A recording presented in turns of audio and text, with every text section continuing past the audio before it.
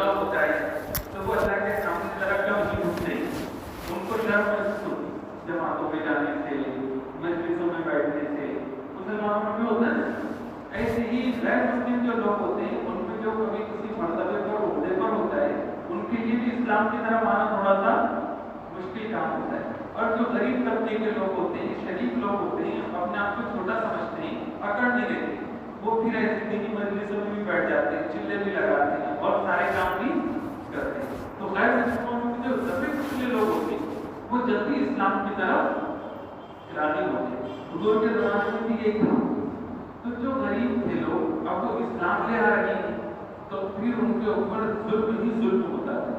حضرت بلال کے واقعے پر سنتے ہیں، حضرت خباب کے واقعے کو، حضرت زید بن دسنا کے واقعے کو، اسی طرح سے اور بھی دوسرے صحابہ کرام کے واقعات کو ہم سنتے رہتے ہیں کہ کیسی تکلیفوں میں ایسے حالات تھے جس وقت ان کی صورت اتری۔ کوئی موقع ایسا نہیں ہوتا تھا جس میں مسلمانوں کو ستانے اور تکلیف پہنچانے کا موقع مشرکین چھوڑتے ہوئے، ایسا ایک بھی موقع نہیں ہوتا۔ یہ چیز ہوتی تھی جیسے آج کل ہوتی ہے، لیکن آج کل کی جو یہ چیز ہے کہ کسی مسلمان ہاتھ گاڑی کھینچنے والے کو یا کسی سے تھوڑا سا کوئی گاڑی کو گاڑی لگ گئی تو اس کی وجہ سے کچھ بھی بہانے سے مسلمانوں کو پیٹ پھینک کے گولیاں چلا رہے، اس طرح کے جو آج حالات ہیں تو پھر بھی یہ لوگ آج ڈرے ہوئے ہیں۔ حضور کے زمانے میں تو کسی قسم کا ڈر ہی نہیں تھا مشرکوں کو۔ معلوم ہوا کہ یہ ایسا ہے تو کوئی آسان کلمہ شہادت پڑھ رہا زور سے تو پورا موب جمع ہوتا اور اس کو پیٹ پیٹ کر ایسا چھوڑ دیتے جیسے کہ مر گیا، تو اتنا مارا جاتا ہے۔ بائی کاٹ کیوں ہوا؟ جیسے آج ہم گاؤں دیہاتوں میں دیکھتے ہیں کہ کچھ غیر مسلموں کا گاؤں میں کچھ واقعہ ہوا ہے تو کوئی مسلمان وہاں ٹھیلا لے کر جاتا تو اس کو آنے نہیں دیتے، بولتے مسلمانوں سے کچھ خریدو مت، بیچو مت۔ یہ تو کچھ بھی نہیں ہے۔ حضور صلی اللہ علیہ وسلم کا، ان کے خاندان والوں کا اور کچھ مسلمانوں کا 3 سال تک بائیکاٹ ہوا۔ بائیکاٹ کیسے کہ ان سے کوئی بات نہیں کرے گا، ان سے کوئی خریدے گا نہیں، ان کو کوئی بیچے گا، ان کی کوئی مدد نہیں کرے گا، اور جہاں ملے گے مارے گئے پیٹے گے۔ ان کو تو شہر ابی طالب کے گھاٹی کی، اس گھاٹی میں جا کر مسلمان اور وہاں جا کر حضور صلی اللہ علیہ وسلم کے خاندان کے لوگ چھپ گئے تھے کہ وہاں سے باہر نہیں نکلتے تھے، تب بھی حضور صلی اللہ علیہ وسلم برابر تعالیٰ میں جا کر دین کی دعوت دیا کرتے تھے۔ ایسے سنگین حالات، ایسا سمجھیے کہ جیسے آج ہم کو کبھی کبھی دیکھنے کو ملتے ہیں مشرکین کہ مسلمانوں کو تکلیف پہنچے تو ان کو خوشی ہوتی، ایسے ہی حضور صلی اللہ علیہ وسلم کے زمانے میں حضور کو یا مسلمانوں کو کوئی تکلیف پہنچتی تو ان کو خوشی ہوتی۔ اب دیکھو حضور صلی اللہ علیہ وسلم کی اس وقت میں ایک بیوی تھی حضرت خدیجہ رضی اللہ عنہا۔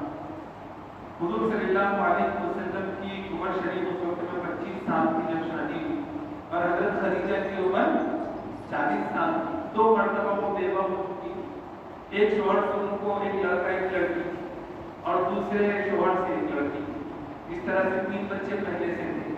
25 سال کی عمر میں شادی ہوئی، شادی ہونے کے 1 سال کے بعد حضرت زینب رضی اللہ عنہا کی ولادت ہوئی، ان کی ایک بیٹی۔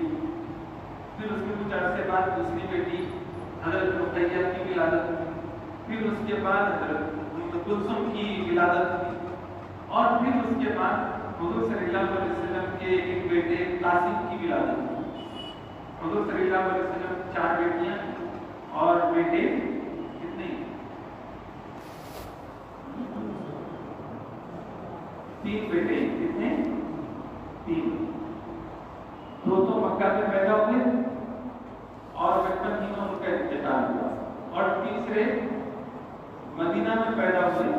2 بیٹے جو پیدا ہوئے حضرت خدیجہ سے پیدا ہوئے، اور تیسرے جو بیٹے ہوئے وہ مدینہ میں پیدا ہوئے، اور حضور صلی اللہ علیہ وسلم کی ایک باقی تھی جو حضور کی بیوی کے حکم میں تھی، ان سے ایک بیٹا پیدا ہوا جس کا نام ابراہیم تھا۔ تو حضرت قاسم پیدا ہوئے، بڑے بیٹے کا نام حضرت قاسم محمود، یاد رکھنا ہم لوگ۔ پھر اس کے بعد دوسرے بیٹے کی پیدائش ہوئی، تو پہلے بیٹے کا جب پیدائش ہوئی تو نبوت کا اعلان نہیں ہوا تھا۔ دوسرے بیٹے کی جب پیدائش ہوئی تو نبوت کا اعلان ہو چکا تھا، اور وہ بیٹے کا نام ہے عبداللہ، ان کو طیب اور طاہر بھی کہتے ہیں۔ ان کا चंद दिनों में इंतकाल हुआ, लेकिन जो हजरत कासिम थे वो थोड़े दिन रहे। इस उम्र को पहुंचे थे हिदायत में इनके थोड़ी कोशिश करके सवारी पर सवार हो जाते थे, यानी कि ऐसे समझिए 8-9 साल के रहे हुए। अब 8-9 साल के वो रहे, हजरत फातिमा की पैदाइश से अखीर में हुई, सब में छोटे थे। हजरत खदीजा से कुल 4 बेटियां और 2 बेटे, तो हजरत अब्दुल्ला चंद दिनों के बाद ही इंतकाल हुआ। लेकिन उस वक्त में इतना ज्यादा नबूवत का चर्चा नहीं हुआ था, इतने मुखालिफ हालात। हजरत कासिम का जब इंतकाल हुआ, हजरत कासिम का जब इंतकाल हुआ तो वो 8-9 साल के थे। तो उस वक्त में मुशरिकों को बड़ी खुशी हुई। आस बिन वाइल का नाम उसमें आता है और अब्बा बिन अबी मुईत का नाम उसमें आता है। तो ऐसे कुछ थे मुशरिकीन के सरदार, कुरैश के सरदार, तो इनको बड़ी खुशी हुई और इन लोगों ने हुजूर को और मुसलमानों को ताना देना शुरू। एक तो पहले हालात इतने सख्त कि हुजूर सल्लल्लाहु अलैहि वसल्लम को खुद सताया जा रहा है, कचरा डाला जा रहा है, सर पे बोझ डाले जा रहे हैं, इस तरह की तकलीफ, और साथ साथ इधर दूसरे तरफ सहाबा को भी मारा पीटा जा रहा है। अब इससे दिल दुख रहा है। हालांकि मक्का में कबायली कानून है, वो कबायली कानून के लिहाज से एक खानदान के लोग दूसरे खानदान के लोगों पर हाथ नहीं डाल सकते, लेकिन सारे कानून पीछे डाल के वो कानून के खिलाफ जाकर मुसलमानों को सताते हैं।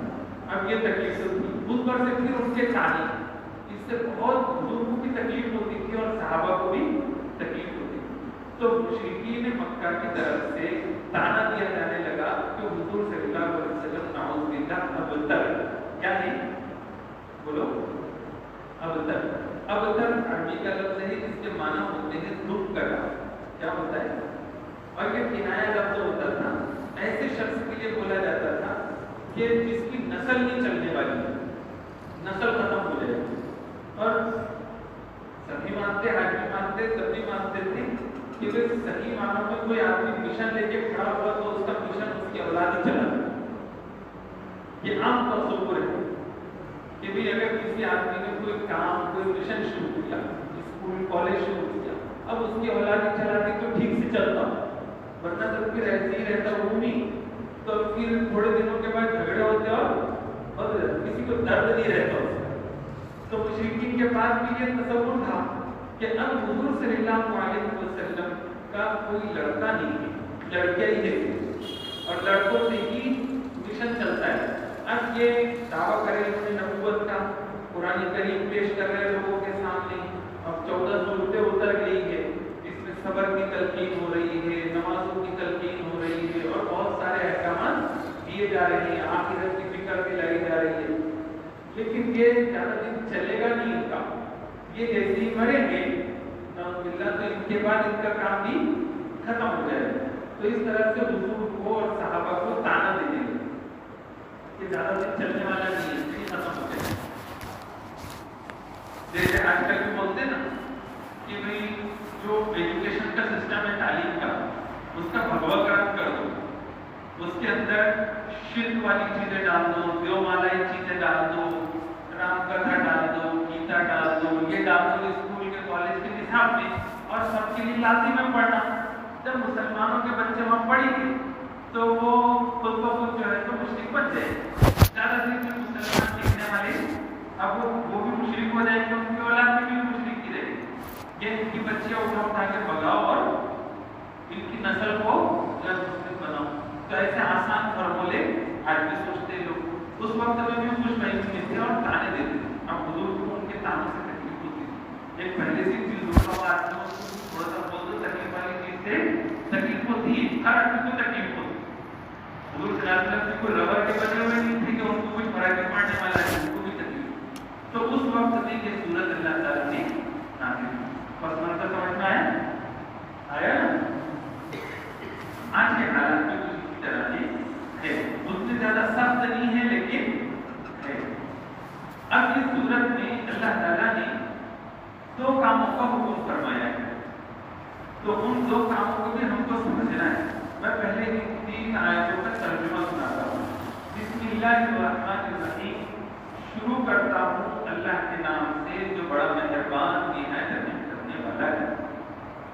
اِنَّا بے شک ہم اعطینا نے ہم نے عطا کیا آپ کو اعطینا ہم نے عطا کیا تو آپ کو الکوثر کوثر فصلی بس نماز پڑھیے لربک اپنے رب کے لیے وانحر اور قربانی دیجیے ان بے شک شانئک آپ کا دشمن بدخواہ هو الابتر ہی ابتر ہوگا دکھ بریدہ ہوگا بے نسل رہے گا اس کا ہی مشن نہیں چلے گا.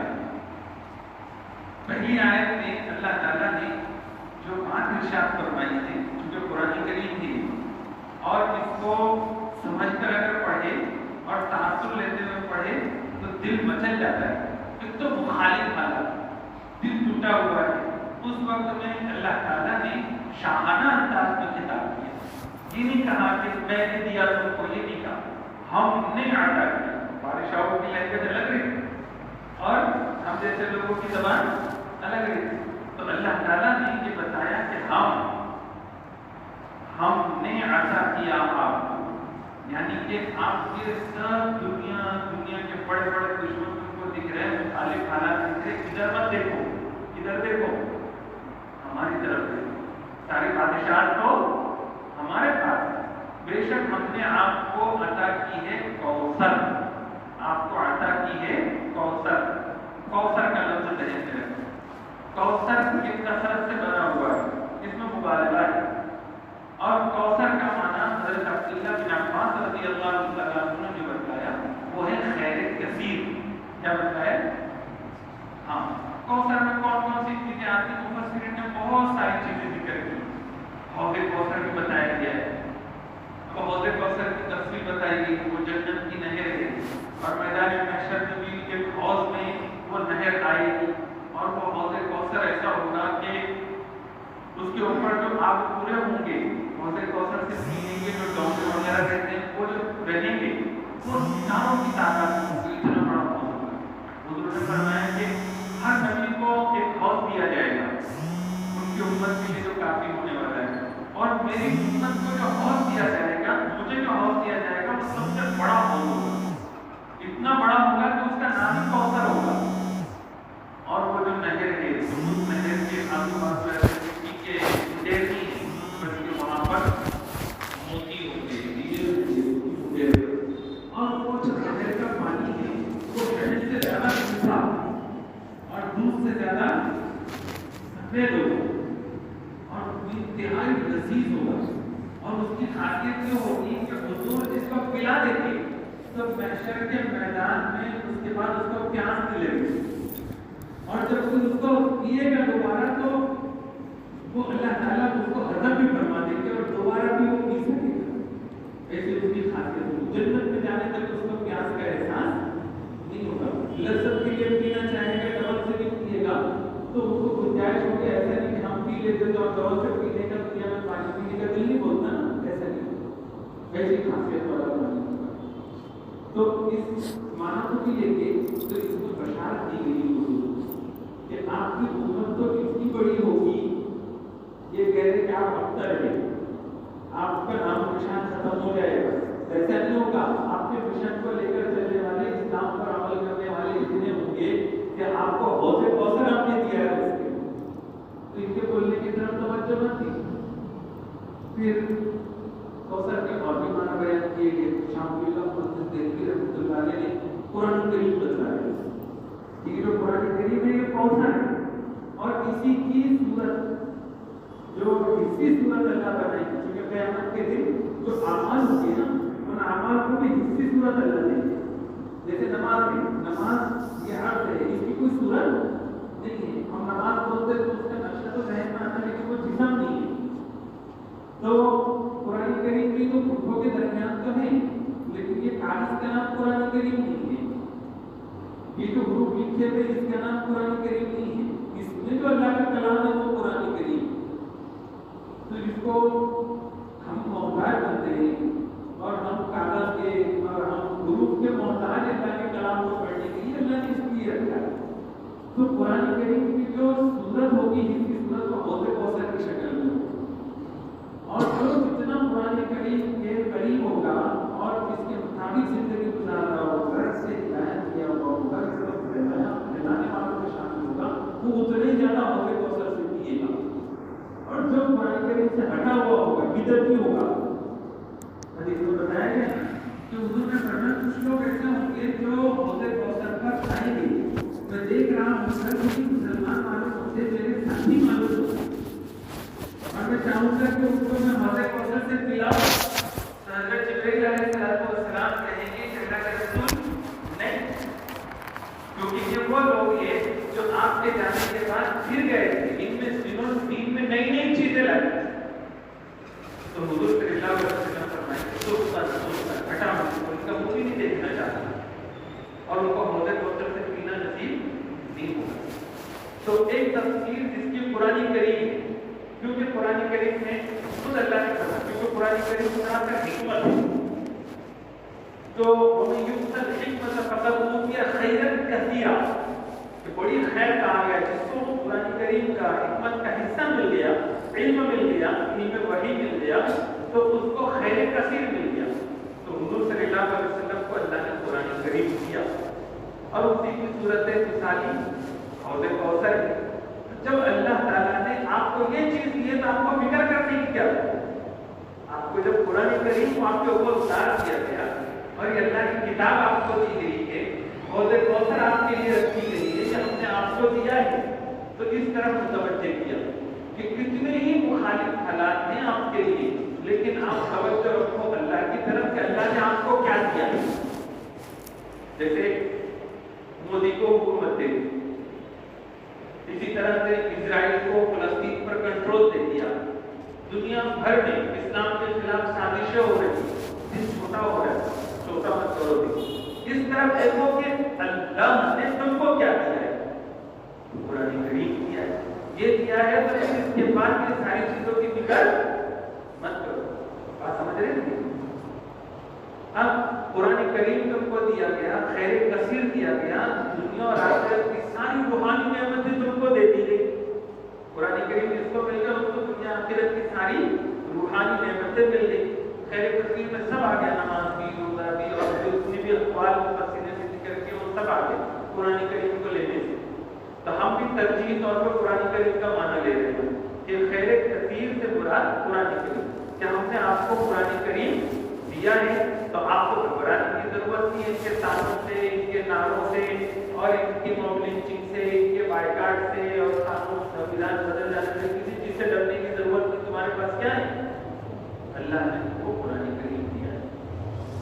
آگے اللہ تعالیٰ فرماتے فصلی، بس نماز پڑھیے، لربک، اپنے رب کے لیے، وانحر، اور قربانی کی. اس آیت میں دو کام کرنے کا حکم دیا 5 ذریعے سے بس. اور یہ مفسرین فرماتے ہیں کہ شکرانے کے طور پر بھائی جب آپ کو قرآن کریم ملا، حوض کوثر، مسلمانوں کی تعداد اتنی ہونے والی ہے، تو پھر تم کو کرنا کیا ہے؟ 2 کام کرنا، ایک نماز پڑھنی ہے اور دوسرا قربانی دینی ہے. وانحر، نحر کہتے ہیں اونٹ کو جو کھڑا کر کے اور اس کے سر کو اوپر کر کے اس کی کھوپڑی میں یہاں پر چھوڑا بھوپا جاتا ہے. اونٹ کو ذبح کرنے کا یہ بہتر طریقہ ہے. ویسے لٹا کے بھی ذبح کرے تو ذبح ہو جاتا ہے، لیکن اس کے لیے افضل طریقہ یہ کھڑے کرتے ہیں. تو اونٹ کی اس طرح سے قربانی کی جاتی ہے، اس کو نہر کہتے ہیں. اور اس کے عموم میں بکرے کی، گائے کی اور یہ سب چیزوں کی قربانیاں بھی اس میں شامل ہیں. تو یہ قربانی اور دوسرے نماز. اب نماز میں بھی کئی قسم کی نماز ہیں، فرض نماز، واجب نماز، سنت نماز، نفل نماز، ہر ایک کے درجے. تو ان درجوں کا لحاظ کرتے ہوئے نماز کا اہتمام کیجیے، شکر ادا کیجیے. آپ کو جب قرآن کریم حوض کوثر خیر کثیر کی گئی ہے تو تم کو پہلا کام نماز کا کرنا ہے، دوسرا کام قربانی کا کرنا ہے. اور قربانی میں سب طرح کی قربانیاں آ گئی. اسی وجہ سے سیدنا امام اعظم ابو حنیفہ رحمۃ اللہ علیہ نے فصلی سے عید الاضحیٰ کی نماز کا حکم متعین کیا کہ وہ واجب ہے. اسی طرح سے وانحر سے قربانی واجب ہونے کا حکم متعین کیا، اسی مسئلہ نکالا.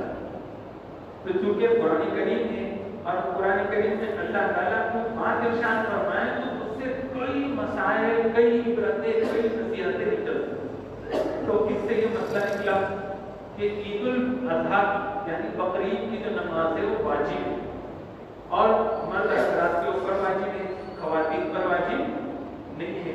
اور اس کے بعد جو قربانی ہے وہ قربانی بھی واجب ہے. حدیث کے الفاظ سے بھی معلوم ہوتا ہے، حضور نے فرمایا کہ جس کے پاس قربانی کرنے کی گنجائش ہو صاحب حساب ہو اور پھر بھی وہ قربانی نہ کرے تو بلا مسلمانہ تو ہماری ہجرت کی قریب میں نہ آئے.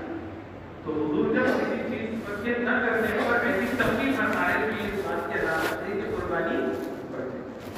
اور جو 3 امام ہیں ان کی نزدیک سنت موقعہ ہے، ان کے نزدیک واجب کو کیٹیگری نہیں، سنت موقعہ بھی ضروری معنی نہیں ہوتے ان کے پاس. تو عید الاضحیٰ اور قربانی یہ دونوں چیزوں کا حکم اسی آیت سے کیا.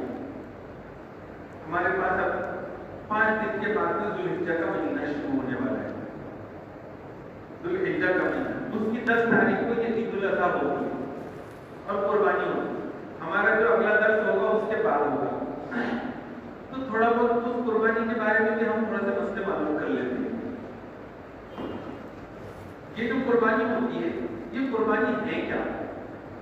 تو حضور صلی اللہ علیہ وسلم سے پوچھا گیا تو حضور صلی اللہ علیہ وسلم نے فرمایا سنت ابیکم ابراہیم، یہ جو تمہارے روحانی باپ تھے حضرت ابراہیم علیہ السلام ان کی سنت قربانی. پھر اس کے ثواب بھی بتایا کہ اس میں تمہارے لیے کیا ہے. تو یہ بھی بتایا کہ ہر بال کے بدلے میں نیکی، اور جو اون والے جانور ہوتے ہیں اون بہت ہوتا ہے تو صحابہ کو ہوا کہ عام جانور میں تو ہر بال کے بدلے میں نیکی، تو ان میں کیا ہے؟ تو حضور نے فرمایا ان کے لیے ہر بال کے بدلے میں ایک نیکی. اور بھی فضیلتیں سنائی گئی ہے کہ یہ جو قربانی ہے اس کے خور ہے، اس کا جو گوشت ہے، اس کی جو سیگ ہے، یہ اپنے سیگوں کے ساتھ خوروں کے ساتھ یہ قیامت کے دن پیش ہوگا اللہ کے. اور قربانی کو خوب اچھا کر کے کرنے کا حکم دیا گیا ہے، کیونکہ صرف جانور کو لانا اور پھر اس کو کاٹنا، اس کو تقسیم کرنا یہ اصل مقصود نہیں ہے. اصل مقصود ہے بقرعید کے 3 دنوں میں اللہ سبحانہ و تعالیٰ کے سامنے اپنے نفس کی، اپنے مال کی، اپنی جان کی قربانی جانور کی شکل میں پیش کرنا. کیونکہ یہ گوشت اللہ کے پاس نہیں پہنچتا، یہ چیز چوری چلائی گئی. تو حضور نے فرمایا اس کے خون کا پہلا قطرہ گرنے سے پہلے سارے گناہ معاف ہو جاتے ہیں، پھر باقی قطرات سے درجے بلند ہوتے ہیں، اور وہ خون بیٹھتے ہی وہ اللہ کے پاس قبول ہو جاتا ہے. اس کے بعد اگر پورا جانور آدمی کو خود ہی رکھ لیا، خود ہی کھایا پیا، نہیں بانٹا کسی کو، کوئی فرق نہیں پڑے گا. قربانی کوئی فرق نہیں پڑے گا. مطلب یہ کہ اصل قربانی جو ہے وہ خون بہانا ہے، اور خون بہانے کے لیے صرف خون ہی بہانا نہیں ہے. قرآن کریم میں فرمایا گیا لَن يَنَالَ اللَّهَ لُحُومُهَا وَلَا دِمَاؤُهَا وَلَٰكِن يَنَالُهُ التَّقْوَىٰ مِنكُمْ. نہ تمہارا خون نہ تمہارا گوشت یہ اللہ کو نہیں پہنچتا. کیا پہنچتا ہے؟ تمہارے دلوں کا تقویٰ پہنچتا ہے. آج ہمارے پاس قربانیاں تو ہوتی ہیں لیکن قربانیوں کو جس اہتمام کے ساتھ کرنا چاہیے، جس خلوص کے ساتھ کرنا چاہیے وہ نہیں. اور خلوص پیدا کیسے ہوگا؟ خلوص پیدا کرنے کے لیے جیسے فرض نماز ہے، فرض نماز میں چاشنی پیدا کرنے کے لیے سنتیں ہیں. پہلے اذان ہے، اذان کا جواب ہے، اور اذان کے وقت ایک مسجد میں آ جانا ہے، وضو بنانا ہے، اور وضو بنانے کے بعد سنتیں پڑھنی ہے اطمینان سے، پھر تلاوت کرنا ہے، تو جا کے فرض نماز میں جان پیدا ہو. ایسے ہی قربانی سے پہلے بھی تو کچھ احکامات تھے، ان احکامات کا ہم عمل ہی نہیں کرتے. جیسے حکم ہے، حضور نے خود یہ ارشاد فرمایا کہ جو قربانی کرنے کا ارادہ رکھتا ہو اس نے چاند دیکھنے کے بعد اپنے بال اور ناخن نہیں کاٹنا. اب یہ چھوٹا سا حکم دکھتا ہے، یہ کیونکہ حضور کا ارشاد اس وجہ سے مستحب عمل ہے، اور جس پر قربانی واجب ہے اس میں بھی قربانی کرنی چاہیے اور جس پر عمل کرنا چاہیے. اور جن پر قربانی واجب نہیں ہے لیکن وہ قربانی کر سکتے ہیں تھوڑی کوششوں سے، اور ان کا ارادہ ہے تو انہوں نے بھی اس پر عمل کرنا چاہیے اور اپنی قربانی دینی چاہیے. اس سے ہوگا یہ کہ حاجی علماء فرماتے ہیں کہ حاجیوں کے ساتھ مشابہت ہو. جیسے حاجی لوگ گئے تو آپ احرام باندھیں گے. جب احرام باندھیں گے تو کچھ پابندیاں ان کے اوپر آئیں گی. وہ پابندیاں کیا ہیں کہ وہ بال نہیں کاٹ سکتے, وہ ناخن نہیں کاٹ سکتے, خوشبو نہیں لگا سکتے, خوشبو کا استعمال کھانے وغیرہ میں بھی نہیں کر سکتے, ٹوتھ پیسٹ نہیں کر سکتے. اسی کے ساتھ ساتھ مرد حضرات جو بیس کے کپڑے پہنے گرے ہوئے کپڑے نہیں پہن سکتے. پیر میں بھی اور جوتا یا چپل پہنیں گے تو اس کا خیال رکھنا ہے کہ اوپری کی ہڈی نہیں چھوٹنا چاہیے. پھر اس کے ساتھ ساتھ چہرے کو کپڑا نہیں لگنا چاہیے, سر نہیں ڈھکنا چاہیے. یہ پابندیاں ہیں نا مانا جاتا ہے. اب یہ ساری پابندیاں ہیں. تو اب ان پابندیوں میں سے حضور صلی اللہ علیہ وسلم نے وہ پابندیاں دی ہے عام مسلمانوں کو جو حج کو نہیں گئے ہیں اب اپنے مقام پر ہے, جس کو وہ آسانی سے کر ان کی جیسی مشابہت اختیار کریں. ساری پابندیاں اگر کرنے بیٹھیں گے تو پھر تو مشکل ہی ہو جائے گا ان کے لیے جہاں پر وقت گزارنا وہ معمول ہوتا ہے عبادت کا, تو وہاں آسان ہے. لیکن یہاں ہر ایک کو اتنی پابندیاں جھیلنا مشکل ہے. تو صرف دو کام کی آسان, ایک تاریخ کے بعد ملمن کا کو بات کرتا اور حاجیوں جیسے دکھو کہ وہ سب عمل نہیں کر سکتا ہے لیکن دو پہ آسانی سے کر سکتے ہیں. اور اس میں فرمایا گیا من تشبہ بقوم فہو منہم, جس نے جس قوم کی مشابہت اختیار کی وہ انہی میں سے. تو مشابہت کس کی اختیار کی؟ حاجیوں کی. تو جو حاجیوں کو وہاں جانے کے بعد حج کا ثواب مل رہا ہے وہی ثواب انشاءاللہ یہاں رہنے والوں کو ان دو عمل میں ملے گا. کتنا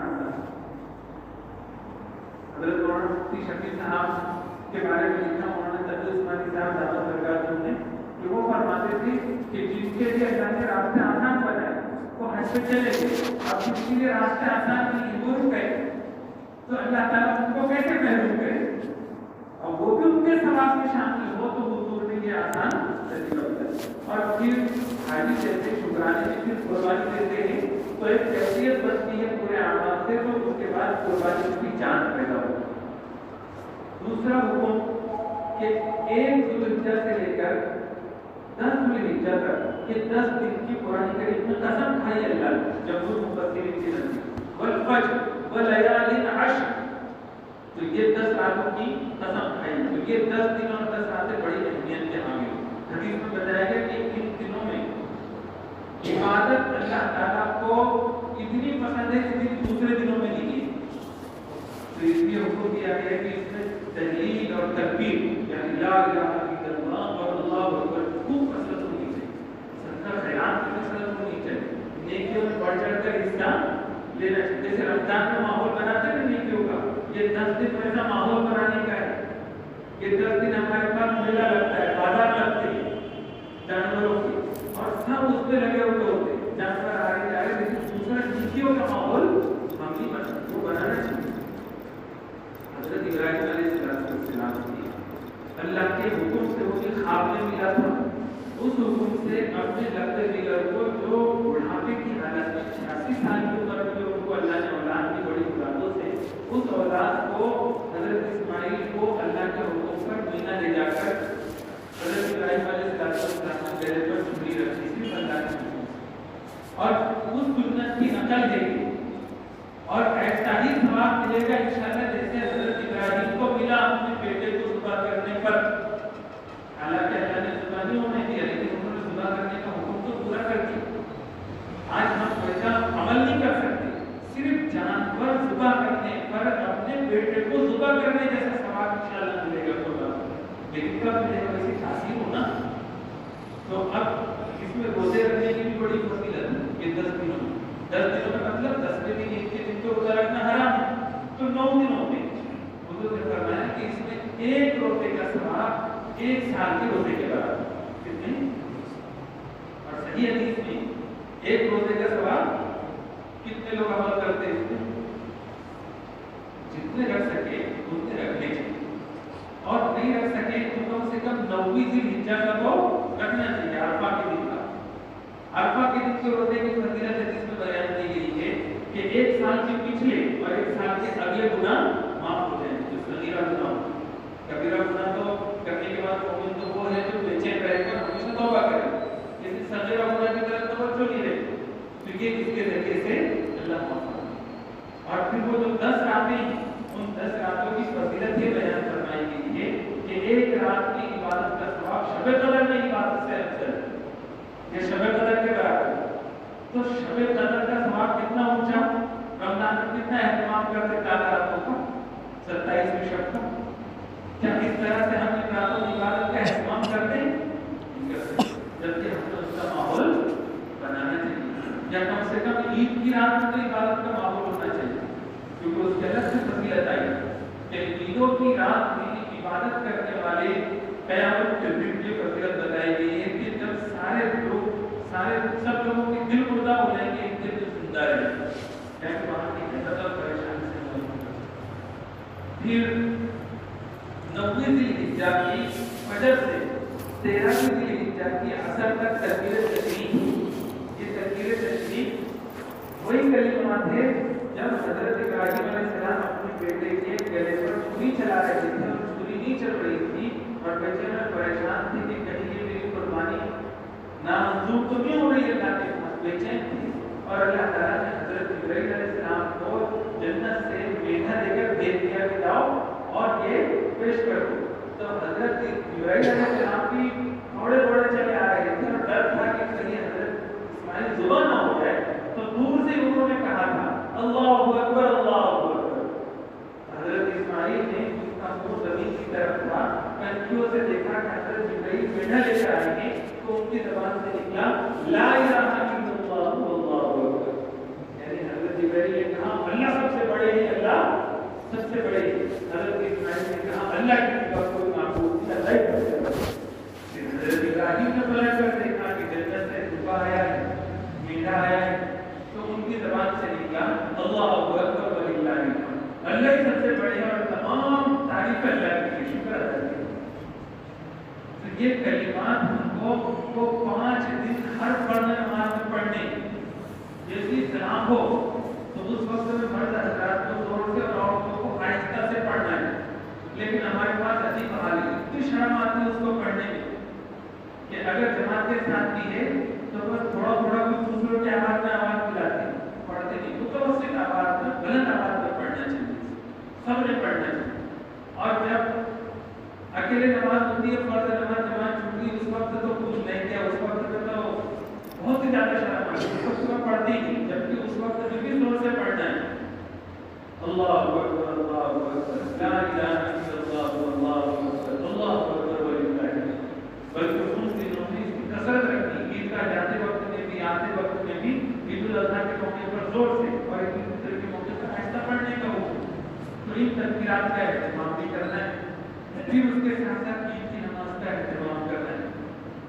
اور وہ 3 دن جب اللہ نے ہماری قربانی کو قبول کر لیا ہے تو پھر قربانی کے جانور میں بہتر ہے کہ 3 حصے کر کے ایک حصہ غریب اور محتاجوں کے لیے رکھنا ہے اور ان تک پہنچانا ہے۔ اگر اس حیثیت کے ساتھ اگر قربانی کی جائے گی تو انشاءاللہ وہ قربانی تقوی والی قربانی ہوگی اور پھر اس سے مقصود کو حاصل ہوگا۔ اب یہاں کی آیت کی طرف آتے ہیں، اس میں 2 حکم کیے گئے ہیں، تو اس میں قربانی کی نماز بھی ہے بکری کی اور قربانی کا حکم بھی ہے، لیکن اس کے عموم میں ساری نماز ہے، اور جب واجب نماز کا یہ حال ہے تو اس کو اہمیت دی گئی ہے، تو فرض نماز تو اس سے اوپر ہے۔ تو ایک کام ہے نماز اور دوسرا کام ہے قربانی، تو ہر طرح کی قربانی جان کی بھی ہوتی ہے، مال کی بھی ہوتی ہے، اور صلاحیتوں کی بھی ہوتی ہے، وقت کی بھی ہوتی ہے، ہر چیز کی قربانی اسلام مانگتا ہے، نفس کی بھی قربانی۔ تو قربانی کا ایک لفظ ہے ونحر، اور اس کے اندر ساری قربانیاں شامل ہیں۔ یہ 2 کام کیے گئے ہیں حضور صلی اللہ علیہ وسلم کو کہ آپ یہ 2 کام کیجیے شکرانے۔ اب یہ 2 کام کریں گے تو کیا ملے گا؟ ایک تو فرض نماز اور دوسرے فرض نماز، سنت، واجب، یہ ساری نماز، اور دوسرا قربانی، یہ 2 کام کریں۔ ہمارے پاس فرض نماز کو بھی حال ہے، سب کو معلوم ہے۔ اب کہا گیا کہ اس کا نتیجہ کیا نکلے گا؟ تیسری آیت میں بتایا گیا ان شانئک هو الابتر، بے شک آپ کا بدخواہ، شانئکم کے معنی آتے ہیں بدخواہ، دشمن، آپ کا جو دشمن ہے، ان شانئک، بے شک آپ کا جو دشمن ہے، هو الابتر، وہی ابتر ہوگا۔ اب حضور صلی اللہ علیہ وسلم نے، صحابہ کرام نے 2 پر عمل کیا۔ حضور صلی اللہ علیہ وسلم نے جو ظاہری قربانی مدینہ منورہ جب تشریف لائے تو کسی سال آپ نے قربانی میں نقل نہیں کیا، ہر سال قربانی آپ نے فرمائی ظاہری قربانی. اور اماموں کا بھی کس قدر اہتمام صحابہ کے پاس تھا کہ بعض صحابہ کرام تو نماز چھوڑنے والے کو کافی سمجھتے ہیں. اور حضور نے بھی فرمایا کہ ایمان اور کفر کے درمیان فرق کرنے والی چیز نماز. جان بوجھ کر نماز چھوڑنا یہ کافروں والا عمل ہے. اور نماز کی حیثیت دین میں ایسی جیسے کہ جسم میں سر کی حیثیت ہوتی ہے. اور اسلام میں سارے علماء کا اتفاق ہے اس پر کہ اسلام میں مسلمان ہونے کے بعد سب سے بڑا حکم نماز کا پڑھنا ہے، فرض نماز کا پڑھنا ہے. یہاں تک کہ زنا بھی اتنا بڑا گناہ نہیں، قتل بھی اتنا بڑا گناہ نہیں، چوری بھی اتنا بڑا گناہ نہیں، ڈاکہ ڈالنا بھی اتنا بڑا گناہ نہیں، جھوٹ بھی اتنا بڑا گناہ نہیں جتنا بڑا گناہ جان بوجھ کے فرض نماز کا چھوڑنا. سارے امت کے علماء کا اس پر اتفاق ہے. تو اس قدر کی اہمیت والا صحابہ نے یہ بتایا نماز کے بارے میں، قربانی کے بارے میں. صرف ظاہری اپنے عمل سے انہوں نے اس کے عموم میں جتنی قربانیاں آتی تو ساری قربانیاں پیش کی اللہ سبحانہ و تعالیٰ کے ساتھ. یہ دو کام انہوں نے کی. اللہ تعالیٰ نے کہہ دیا حضور کا دن بیٹھ گیا، آپ کی کوئی نئے اولاد زندہ نہیں رہی. حضرت عبداللہ مہینہ بھر میں چلے گئے، حضرت قاسم 8-9 سال کی عمر میں چلے گئے، اور حضرت ابراہیم بھی چند دنوں میں چلے گئے. صرف بیٹیاں تھیں. اللہ نے بیٹیوں کی نسل اتنی چلائی کہ ہر جگہ اپنے کو سید ملتے ہیں. یہ حسینی سید ہے، یہ حسنی سید ہے. حضور صلی اللہ علیہ وسلم کی بیٹی حضرت فاطمہ کی اولاد تھی، ان کی اولاد دنیا کے کونے کونے میں ملے گی. اور روحانی جو اولاد ہے ہم اور آپ، کتنی بڑی تعداد دنیا میں بیٹے مسلمان ہیں. یہ جو اللہ تعالیٰ نے معاملہ کیا مسلمانوں کے ساتھ قرآن کریم کی برکت سے، اور بہت اللہ نے عطا فرمایا ہے. حضور کے بارے میں اللہ نے ذکر فرمایا. اور مسلمانوں کے دشمنوں کا کیا حال ہوا؟ حضور کے دشمنوں کا عاص بن وائل، ان کا بیٹا مسلمان ہوا. کبھی وہ بیٹھا رہتا اور پھر عاص بن وائل کا ذکر نکلتا نا، وہ کہتا ہے کہ اس کا نام نہ حضور کا ذکر. اس کی خود کی اولاد کہتی تھی کہ میرے باپ کا ذکر مت کرو، حضور کا ذکر. اللہ نے حضور کے ذکر کو کتنا پھیلایا، حضور کا مشن کتنا پھیلا، قیامت تک کے چلنے والا. اس چھوٹی سی صورت میں ہم کو جو سبق ملا وہ یہ کہ دشمنان اسلام کو اگر ہم شکست دینا چاہتے ہیں، دشمنان اسلام کو ناکام کرنا چاہتے ہیں، تو دو کام کرنے ضروری ہے امت کے ہر طور سے. کون کون سے؟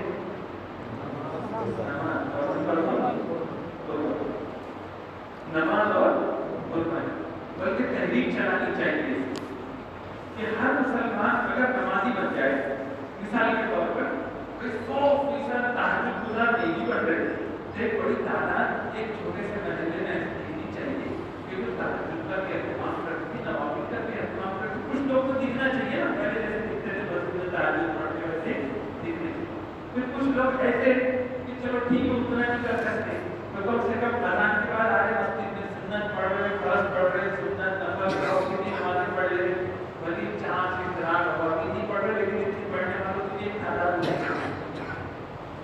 اور غیر دوسرے لوگ ہیں بہت، زانی ہیں، چور ہے، قاتل ہے، جھوٹے ہیں، دھوکے باز ہے، سود خور ہے، حرام خور ہے، ایسے مسلمان ہیں. تو انہوں نے کم سے کم فرض نماز میں دکھنا چاہیے، کم سے کم اتنا، کیونکہ نماز سے تعلق اسلام سے تعلق، اور نماز سے تعلق نہیں تو اسلام سے تعلق ہی نہیں. نماز جو ہے نا تو اسلام کا پانی اندر پہنچانے کی پائپ لائن ہے. اسلام اپنی حقیقت کے ساتھ اسی کے اندر جا سکتا ہے جس کے اندر نماز ہو. اور اگر نماز نہیں ہے تو بس ادھر ادھر سے اڑایا ہوا پانی ہی میں جا رہا ہے، اس کے وہ فائدہ چیز رہنے والی. بہت سے لوگوں کو تو کہتے ہوئے سنا، جو ابھی تو تاکہ گزار کو رہے گی بہت کم ہو گئے، سنت نوافل کا اہتمام کرنے والے بھی تو آپ کو دکھتے ہو، فرض نماز پڑھنے والے دکھتے. ان کے بارے میں لوگ اگر تاکہ گزار کے بارے میں بولتے ہیں، نفل پڑھنے والوں کے بارے میں بولتے ہیں تو سمجھ میں آتا. لیکن ایسے نمازوں کے بارے میں لوگ بول دیتے ہیں رحمان اللہ اپنی ایمانوں کی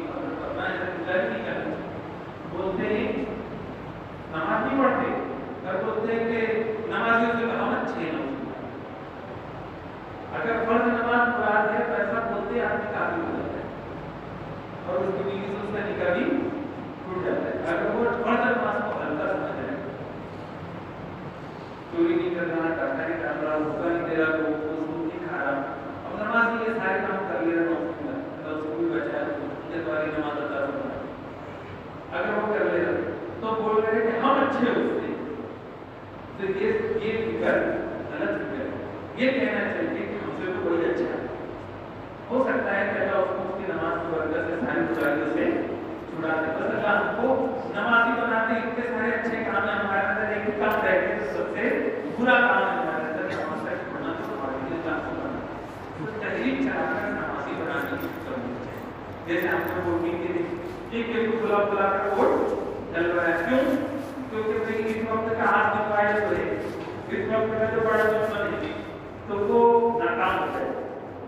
تو جیسے ہم نے یہ کوشش کی اسباب کے درجے میں, تو اللہ تعالیٰ کی طرف سے جو فیصلے ہوتے ہیں وہ اصل فیصلے, تو اس کے لیے اب ہم نے یہ کوشش کرنی چاہیے کہ جو کچھ بھی حکومت کے آج کے حالات تو دشمنان اسلام ناکام ہو جائے گا اعتبار سے, تو اس کے لیے ہم نے نماز کی تحریک چلانی چاہیے اور قربانی کی تحریک چلانی چاہیے. اللہ ہدایت دے دے جماعت کے ساتھیوں کو کہ وہ امت کو قربانیوں پر کھڑا کریں, وقت نکالنے لگا, پیسہ لگانے لگا, دین کی خاطر جب موقع ہم کو رسم و رواج چھوڑنا پڑے, دین کی خاطر خواہشات جذبات قربان کرنا پڑے, دین کی خاطر پیسہ قربان کرنا پڑے, وقت قربان کرنا پڑے, تو مسلمان ایسا تیار ہے نا کہ ہم یہاں سمجھوتا نہیں کر سکتے, اس کے لیے سب کچھ لٹانے کو تیار ہے.